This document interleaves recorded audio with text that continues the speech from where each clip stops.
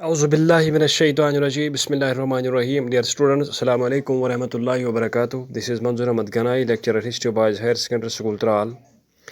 Today I am going to deliver a lecture for 12th class students of our institution of history subject. And today's topic is, or the question is, define inscription. One part of the question. And the second part is, what do you know about Ashokan inscriptions? Let's define inscription. Yes, students, inscription can be defined as anything written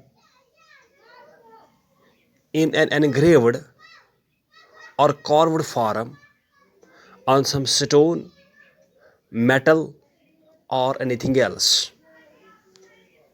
So, inscription does not mean the usual writing. It means anything written which is scratched or engraved on anything, stone, metal, or anything else, may be called as inscription. Now, before talking about Ashokan inscriptions, let's know what Ashokan inscriptions mean. Dear students, as I have already told in the last lectures, that Kalinga War 1461 BC was the last war of conquest of Ashoka, and after this war, Ashoka gave up the policy of war and propagated and spread the policy of peace. And with the purpose to propagate his policy of peace, he laid the foundation of a code of conduct. He laid the foundation of a new formula, we can say, new code of conduct. And that code of conduct came to be known as Ashoka's Dhamma. In the last lecture, I have already told you the teachings of Ashoka's Dhamma, which were all based on peace, fraternity, brotherhood, equality, and non-violence, etc. Dear students, Ashoka made a plan to propagate or spread his message of Dhamma throughout the length and breadth of his empire. With the purpose to propagate his message, he adopted a unique plan which till date had not been followed by any ruler. What was that plan? He installed rocks and pillars in different parts of his empire and got his message of Dhamma engraved or inscribed or carved onto these rocks and pillars. And the message of Dhamma, which Ashoka got inscribed or carved or engraved onto pillars and rocks, came to be known as Ashoka's Dhamma. Came to be known as Ashokan inscriptions.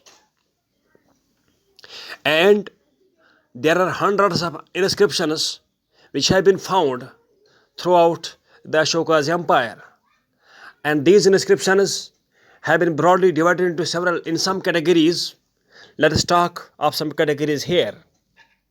Number one category of inscriptions is 14 major rock edicts.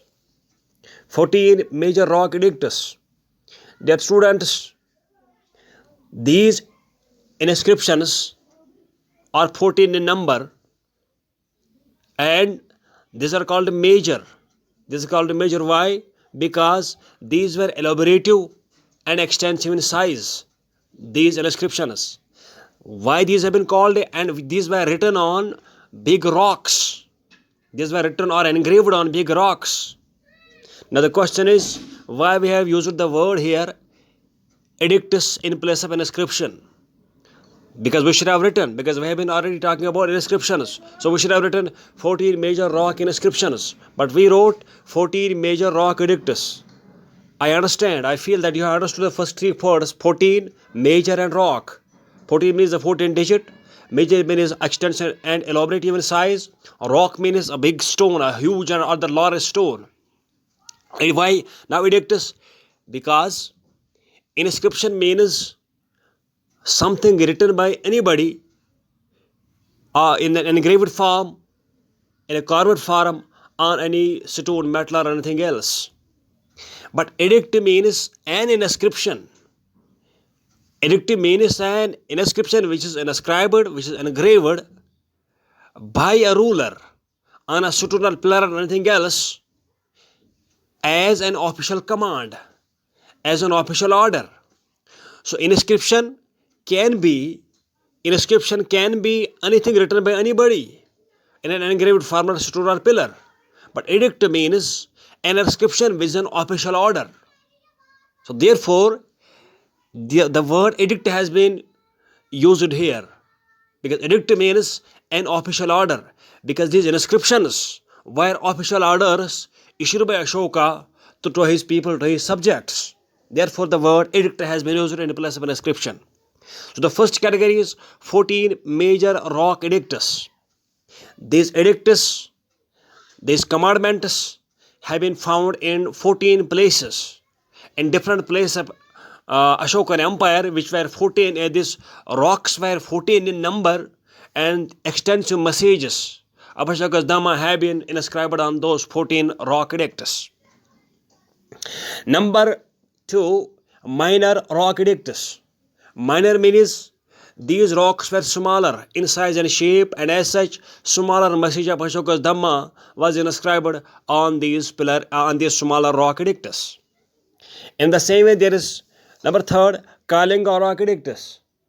These edicts were installed or found at 2 places in Kalinga, modern Orissa. And number 4 is 7 major pillar edicts. As we have already told, that Ashoka used rocks to propagate his message of Dhamma by inscribing his message of Dhamma on these rocks, whether major or small rocks. In the same way, Ashoka installed pillars in different parts of his empire, and on these pillars the message of Dhamma was inscribed. What was done? These are major pillars. There were some 7 pillars which are major and tall in size, and on these pillars extensive and broad message of Ashoka's Dhamma was inscribed.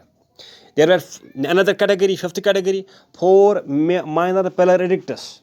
There were 4 pillars which were smaller in size, and on these pillars smaller message of Ashoka's Dhamma was inscribed. In the same way, there were cave inscriptions. There were some inscriptions which cannot be called edicts, because in some places Ashoka installed inscriptions in which he told about his welfare measures, in which he told about his charity given to the people, in which he told that as such these inscriptions cannot be called edicts. These can be called inscriptions.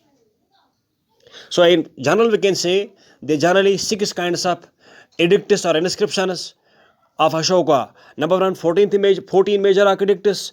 Number 2, minor rock edicts. Number 3, Kalinga rock edicts. Number 4, 7 major pillar edicts. Number 5, 4 minor pillar edicts. And number 6, cave inscriptions. And generally speaking, these inscriptions or edicts, what is written, what is inscribed in them? For example, these talk about human and animal welfare, forbidding killing of living beings, asking officials to tour the empire, works of social welfare, religious tolerance. And these talk about Ashoka's administrative works, how he used to work. These talk about his principles of Dhamma. These talk about the charity given by Ashoka. So generally speaking, these Ashoka edicts or inscriptions gives extensive information about the Ashoka's empire. Thank you.